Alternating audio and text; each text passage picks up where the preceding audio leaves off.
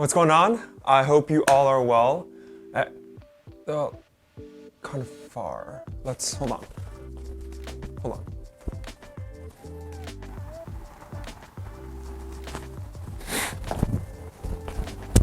How's that? Better? Yeah, maybe? Cool.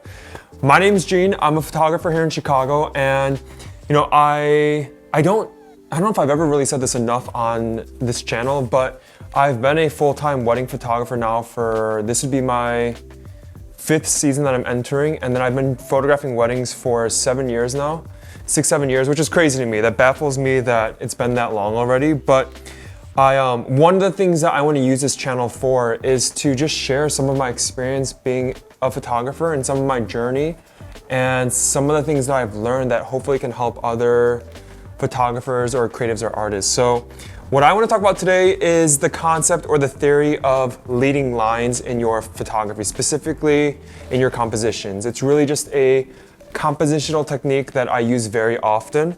And in a lot of ways, I've seen a natural progression of how I use leading lines in my photography work. Let's just talk about what I mean by leading lines in your photography. So in a lot of ways, at least with wedding photography, there's almost always a subject in your photos. And I would argue in any good photo, there's always going to be a subject that you're trying to draw your viewer or your audience's attention to.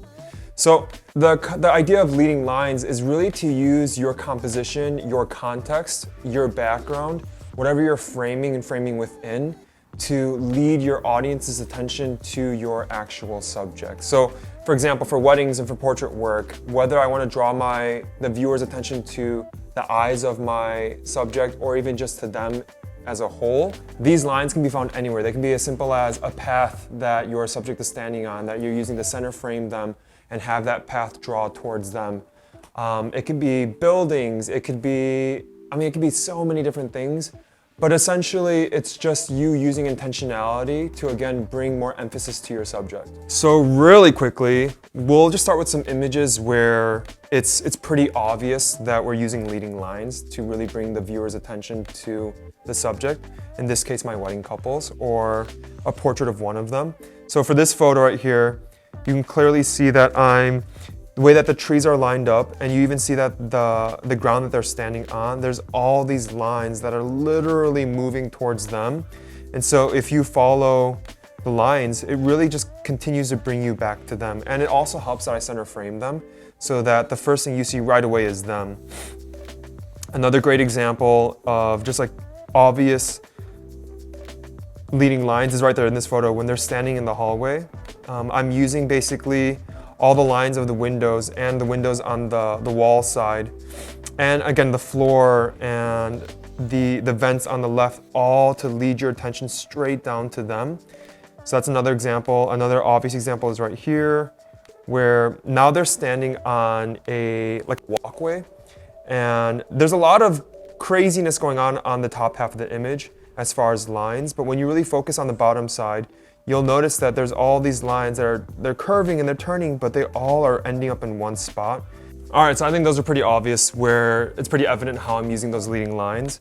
But basically, let's look at some more images where now it gets a little more, I don't want to say complex per se, but it's maybe not as evident that I'm using those leading lines. So like this photo right here, even like where I had them stand on that blue line, and then also if you look very closely at the very bottom of that frame where there's that one line, that strip, that's where they're right lined up with it. That was also intentional. And then obviously with the rail as well being right there. And so even the way that when you look at the buildings on the left and the right, I'm really composing them so they're basically, I'm creating a frame around them, but that these lines are lending to, again, accentuating them. So even in this photo where my couple is standing here with the sun behind them, obviously, this is just a nice, fun image, just really making it very clear they are outside in the mountains. But if you look at the ridge of the mountains in the back, the silhouette of them, and even the wood rail that's directly behind them, all of that I'm intentionally using as lines to kind of create this movement where those lines are pointing towards them. And then just very quickly, some other images where it's maybe not as evident, even this dress shot, where it's on that wood beam, and then when you look at all that wording on the top, the couch on the bottom, it's almost creating this sideways triangle that's pointing left. So in a lot of ways, the idea is that I'm making sure that that dress is known. And even having a clean palette like the wall also makes it a lot easier to focus on the dress. This is the same wedding where now, if you look at the way that the stairwell is framed, where it's basically, as she's walking down, you'll find that there's that kind of cross section of the railing going up through her, and then the top of the beams going right above her. And so you end up kind of at that corner of the triangle and she's standing right there. And so even that too was me using this idea of leading lines, something like this as well with all the string lights hanging up and with the flow of the way that the string lights are kind of suspended. This photo as well, clearly it's just a portrait of the bride. But when you look at the back of the back behind her, where the windows of the house, and you look at that triangle where I framed her up, and all these lines of the beams, the window frames, she's standing kind of just like perfectly in the middle. And so that was a nice fun way to also kind of use those lines in the background. This photo right here, where this is a City Hall wedding here in Chicago. Here's another fun photo. Beautiful art museum in Philly. And then this one, maybe not so obvious. The first thing that I see in this photo is obviously them, and then your eyes kind of follow the shadows that their bodies are creating. But even those shadows are these lines that were created in this image, and I think especially in black and white, it just makes it so much more simple and easy to follow that shadow, and you kind of bounce back and forth. You go from them to the shadows, back to them to the shadows. Yeah, here's some more photos. Here as well. This one as well with them on the tennis court. When you follow the lines of the actual court itself, just kind of ending them at that intersection also was very intentional. I hope this was helpful. I hope that me kind of just sharing some of my work and discussing this idea of leading lines was helpful for you, that it could better your photography work.